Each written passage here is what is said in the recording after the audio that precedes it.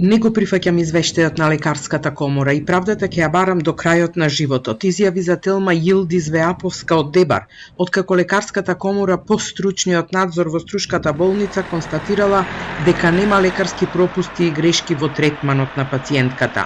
На Веаповска по породувањето и беа отстранети бубрек, матка и јајник, а таа за лекарска грешка го обвини гинекологот и директор на Струшката болница Мухамед Асани. Сега вели дека очекувала ваков извештај, се сомнева во неговата објективност и бара јавно да се соопштат имињата на лекарите од комората кои на 9 февруари го извршиле увидот. Не прифатлива.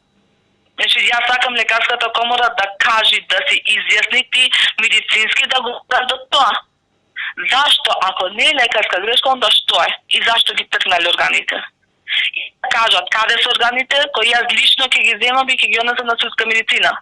Прво ќе пробам во Македонија, ако нема тука правда, ќе барам надзор во Европа. Јас додека сум жива, додека дишам, ја ќе го терам ова до крај.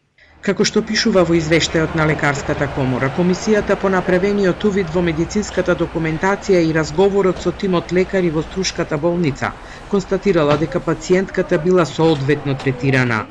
Пациентката е соодветно примена и адекватно предоперативно подготвена за завршување на бременоста. Не се евидентирани пропусти при породувањето и во постоперативното следење на пациентката. Лекарската екипа соодветно и навремено реагирала при првите знаци на влошување на здравствената состојба на пациентката.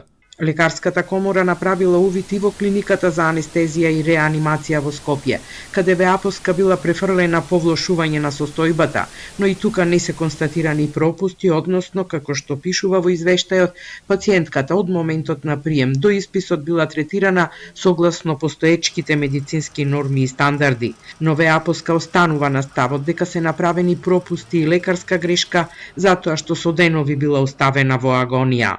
Зашто 4 дена ме чуваат така и на крај решиле да ми го спасат животот и да одат по протоколот на здравството. Зашто пред тоа не реагирале? Зашто 4 дена се жалев на болка? Ниту еден доктор не ми направи ехо.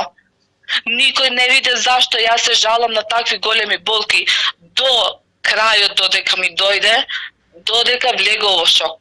Инаку во домот на струшкиот гинеколог и директор на болницата Мухамед Асани, државниот санитарен и здравствен инспекторат во февруари откри нелегална гинеколошка ординација, за што е поднесена и пријава во Струшкото обвинителство.